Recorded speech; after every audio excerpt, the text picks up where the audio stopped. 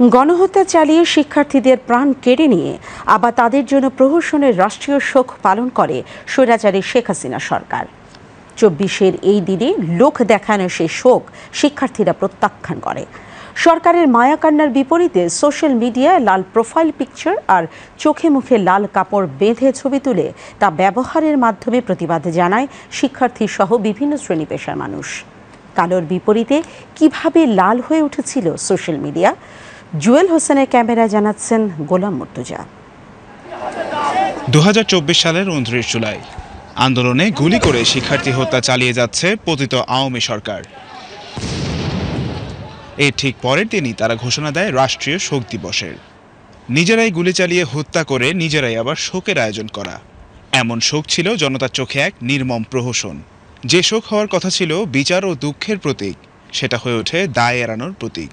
শোক নিয়ে এই তামাশার বিপরীতে শিক্ষার্থীরা মুখে ও চোখে লাল কাপড় বেঁধে জানান প্রতিবাদ।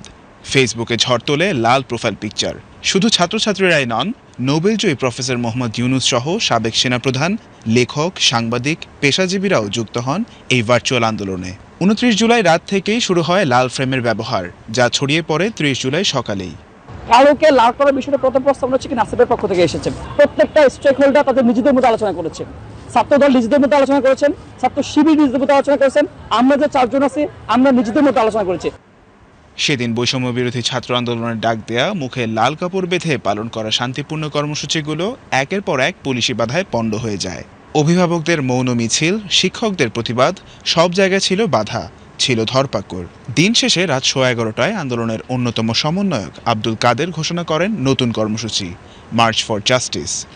ঘোষণায় বলা হয় ৩১ জুলাই বুধবার দুপুর 12:30টায় দেশের সব আদালত, ক্যাম্পাস ও রাজপথে মার্চ ফর জাস্টিস পালিত হবে। টেলিগ্রাম অ্যাপের মাধ্যমে আন্দোলনকারী ছাত্ররা দেশ জুড়ে এই বার্তা ছড়িয়ে দেয়। দাবির মধ্যে ছিল জাতিসংঘের মাধ্যমে তদন্ত করে বিচার, গণগ্রেফতার বন্ধ এবং ৯ দফা ছাত্র জনতার দাবি বাস্তবায়ন। এই যে প্রোফাইল পিকচারটাকে আমরা লাল করার সিদ্ধান্ত নিয়েছি, এর মাধ্যমে বেসিক্যালি আমরা যারা বিপ্লবী ছিলাম, আন্দোলনকারী ছিলাম, আমাদের মধ্যে একটি মনস্তাত্ত্বিক সংহতির একটা আবহ তৈরি হয়েছিল যে তুমি স্বৈরাচার, তোমাকে আমরা লাল কার্ড দেখালাম এবং এই দেশ থেকে স্বৈরাচারকে আমরা চিরতরে বিদায় করে দিলাম। এই শোক প্রকাশিত কোনো মূল্য থাকে না, কারণ তারা সব দিনের বেলা হচ্ছে নাটক করছে, রাতের বেলা নাটক করছে।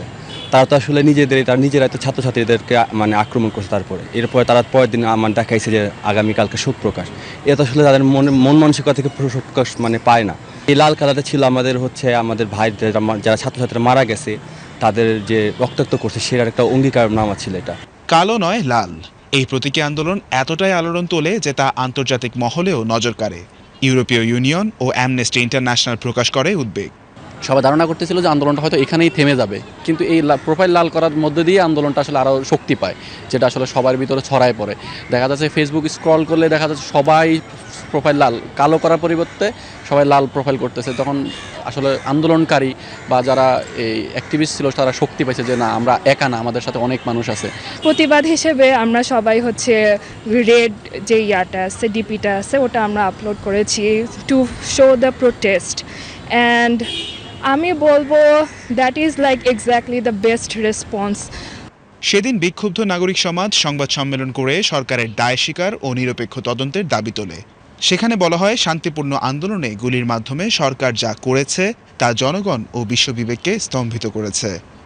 যৌবন তুমি আগুন হও, লাল পলাশের ফাগুন হও, আর আসছে ফাগুন অনেক দেরি, এখনই দ্বিগুণ হও। পতিত সরকার যখন শোকের মুখোশ পরে হাজার হাজার খুনের ইতিহাস ঢাকতে ব্যস্ত, সে সময় সোশ্যাল মিডিয়ায় প্রোফাইল পিকচারে লাল রং ধারণ করে প্রতিবাদের নতুন ভাষা প্রকাশ করে জেনজি। পরবর্তীতে এই প্রতিবাদ দ্বিগুণ হয়ে ছড়িয়ে পড়ে সকল মুক্তিকামী প্রজন্মের অন্তরে। গোলাম মুর্তজা, বিটিভি নিউজ, ঢাকা।